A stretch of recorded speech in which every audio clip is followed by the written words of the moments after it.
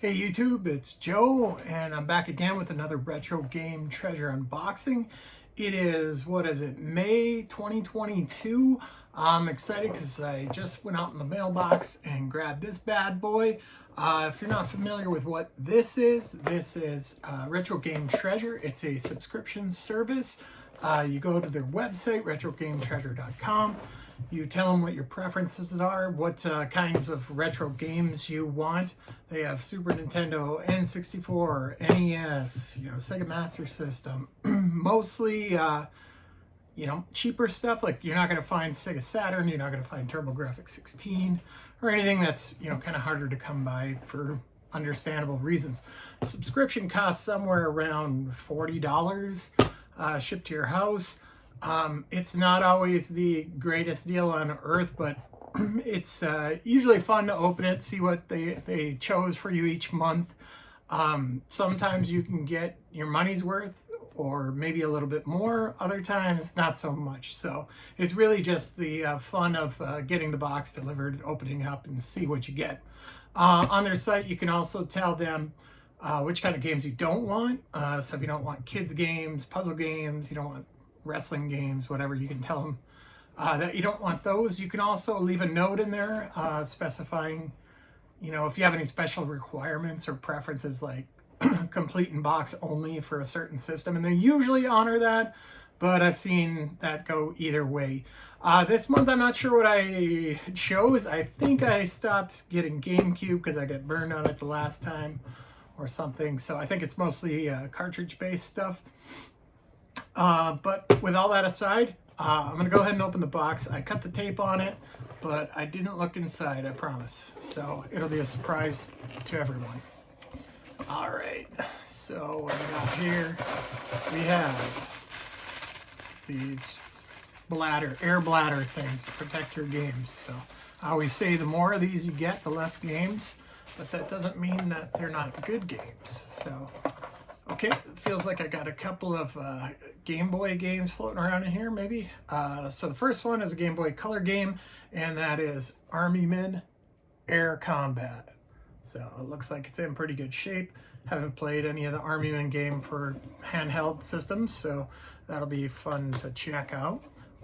And I got my modded Game Boy Color somewhere back there with an IPS screen, so it'll be fun to check that out. The next one, another Game Boy Color game, kind of a sports game, and I told them I didn't want sports games, so but it's Matt Hoffman's Pro BMX for Game Boy Color. So I don't know, it kind of violates the preferences survey on that one, but I probably will just hang on to it. So this one feels like something in a box, like maybe brand new. Don't know if it's a game or what. I haven't looked yet. What is it going to be? So it is NES coasters, a set of NES coasters. It looks like it's brand new. I guess it's like one of those kind of Think Geek things, or the GameStop trinkets that they have. So kind of a nice surprise. I didn't ask for this. I noticed that in the more recent boxes, they've been throwing in little things like this, like little plushies and figures and stuff like that. So something I didn't expect, kind of cool. Looks like there's Metroid, Zelda, Super Mario 3, so, standard NES fare. So that's interesting. All right. I'd rather have a game probably, but whatever. Next one feels like an N64 game, and that is Nuclear Strike 64. I've never even heard of this game before.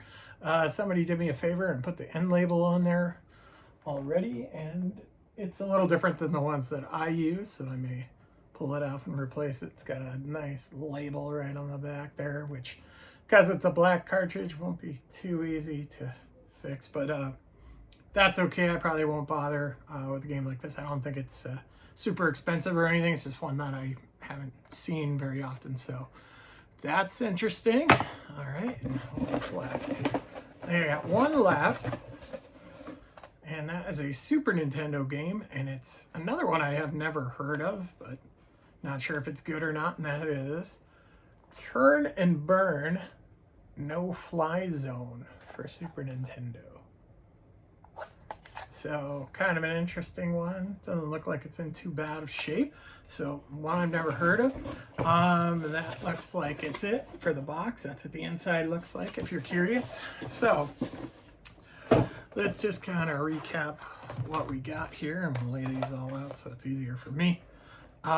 So first we had Army Men Air Combat for Game Boy Color. Yeah, that's okay. Second, Matt Hoffman's Pro BMX. Yeah, it's a little debatable. It feels like a sports game, and I told him I didn't want sports games, so whatever. Next one is Nuclear Strike 64. Just kind of an oddball one. I haven't ever seen this game before. I'm not the biggest N64 collector, but I have a sufficient amount of them.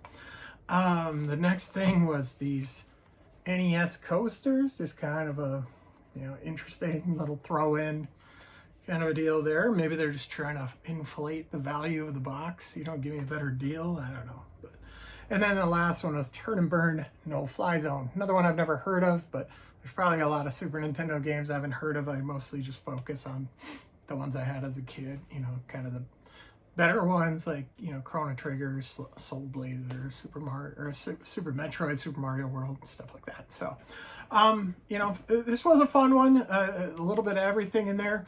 I don't know on the value. You know, it's hard to say without going and looking up everything because prices fluctuate so often, and there's a couple that I've never even heard of. So it could have some value, maybe not.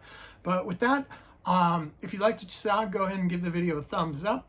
And if you want to see more of these, I do one every month when I get one of these boxes. So feel free to subscribe. And thanks for watching.